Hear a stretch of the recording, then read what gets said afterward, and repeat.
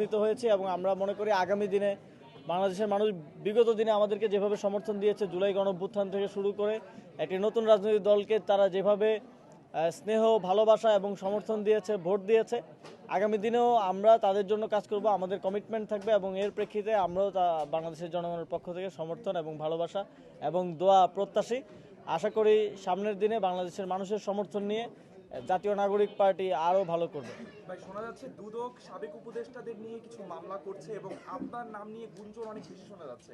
আপনার অবস্থানটা কি এই দুদকের মামলাগুলোর বিষয়ে? আমার জানার মতে মামলা না, দুদকে কিছু অভিযোগ গেছে। আজকে আমিও সংবাদ মাধ্যমে দেখলাম যে দুদকে কোনো একজন ক্রিকেট প্লেয়ারের ভক্তরা গিয়ে মব তৈরি করে সেখানে অভিযোগ দিচ্ছেন। এখন আমারও একটা অভিযোগ আছে যে মানে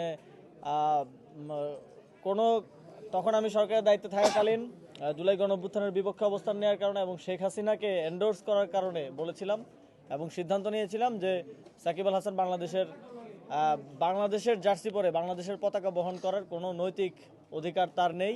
এখন সেটা যদি দুর্নীতি হয়, কাউকে যদি খেলতে না দেওয়া দুর্নীতি হয়, তাহলে সেটার জন্য আমার শাস্তি হোক, আমার কোনো সমস্যা নেই। এখন আমাদের আসলে খুবই হাস্যকর হয়ে যাচ্ছে বিষয়গুলো। সাকিব আল হাসানকে খেলতে না দেওয়ার কারণে তার ভক্তরা গিয়ে 1000 কোটি টাকার দুর্নীতির অভিযোগ করলো এবং গতকালকে সারাদিন সেটা নিয়ে সব মোটামুটি মিডিয়ায় এক ধরনের মিডিয়া ট্রায়াল চললো।